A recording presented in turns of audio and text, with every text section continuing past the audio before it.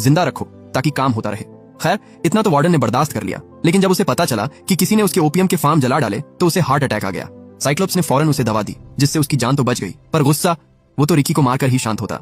उधर रिकी अब भी पूरी तरह सीमेंट में जकड़ा हुआ था, लेकिन जैसे ही वार्डन सामने आया रिकी ने सीमेंट की मोटी लेयर को तोड़कर उसकी गर्दन पकड़ ली। रिकी उसकी जान लेने ही वाला था कि तभी कितामा ने पीछे से आकर उसे जोर की लात मारी जिससे रिकी दूर जा गिरा।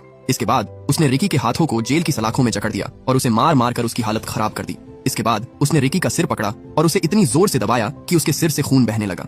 इससे पहले कि वो रिकी के 2 टुकड़े कर देता, रिकी पलटवार करता है और कितामा के जबड़े पर इतनी जोर से मुक्का मारता है कि उसका जबड़ा तरबूज की तरह फट जाता है। कितामा को हारता देख वार्डन ने एक बटन दबाया और जेल की छत धीरे धीरे नीचे आने लगी।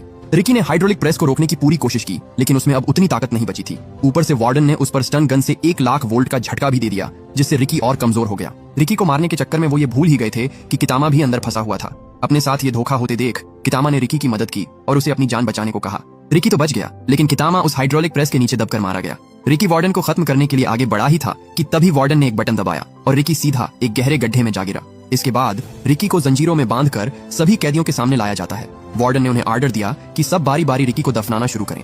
उनमें से कुछ कैदियों ने रिकी के साथ हो रहे इस अत्याचार का विरोध किया और कहा, हम रिकी को मारने में तुम्हारा साथ नहीं देंगे।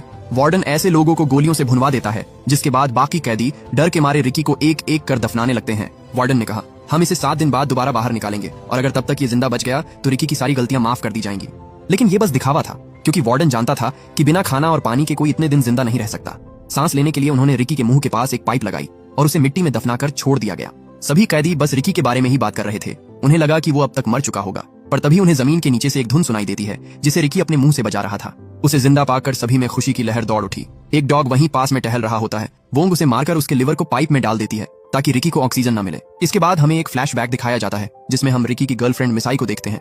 एक दिन जब मिसाई लाइब्रेरी से वापस लौट रही थी, तभी उसने कुछ लोगों को देखा जो ड्रग्स ले रहे थे। उसने तुरंत वहां से भागने की कोशिश की, लेकिन उन्होंने उसे पकड़ लिया और एक होटल में ले आए। वो उसका रेप करके उसे मारने वाले थे, पर जैसे ही मिसाई को होश आया वो वहां से भाग गई और खुद के साथ कुछ गलत होने के डर से वो छत से कूदकर सुसाइड कर लेती है। जब रिकी को इसके बारे में पता चला तो वो गुस्से में ड्रग डीलर के पास गया। उसे देखकर उसने रिकी पर एक के बाद एक कई गोलियां चलाई, लेकिन रिकी सब कुछ सहते हुए आगे बढ़ा और उसे मार दिया। यही उसका जुर्म था जिसके लिए उसे 10 साल की सजा मिली।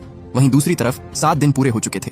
अब वक्त था रिकी की लाश निकालने का। एक जेसीबी मशीन की मदद से वार्डन ने खुदाई करवाई और रिकी को बाहर निकाला। जब उन्होंने उसकी नब्ज चेक की तो पाया कि उसकी सांसें अभी भी चल रही थीं। वार्डन समझ गया कि ये कोई आम इंसान नहीं है। उसे दोस्ती करना उसके लिए फायदे का सौदा हो सकता था। उन्होंने उसे फिर से कैद कर दिया। जब वार्डन ने उसकी रिपोर्ट पढ़ी तो पाया कि उसके अंदर कुछ डिटेल्स मिसिंग थी। उसने रिकी से पूछा कि तुम हमसे क्या छुपा रहे हो, बताओ वरना ये लोग तुम्हें मार देंगे।